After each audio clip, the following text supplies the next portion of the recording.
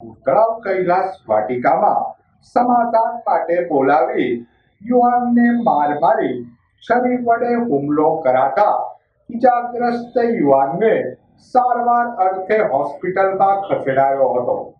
તળાવ રોડ પરના ગીતાનગરમાં રહેતા અને કોલેજમાં અભ્યાસ કરતા યુવાન સ્નેહ હરેશભાઈ વાઘાણી ગઈકાલે સાંજે મેપાનગર જવાના રોડ પર હર્ષરાજસિંહ ચાવડા અને દક્ષરાજસિંહે તું કાતર મારે છો તે બંધ કરી દેજે, નહીંતર મજા નહીં આવે તેવી ધમકી આપી હતી.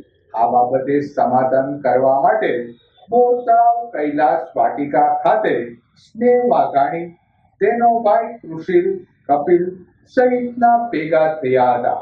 ત્યારે મિલન ચાવડા ગાળો બોલતા તેને ગાળો આપવાની ના કહેતા ઉશ્કેરાયેલા સામેવાળાઓએ સ્નેહને માર મારી હિરેન સોલંકીએ છરીનો એક ઘા ઝીકી દીધો હતો.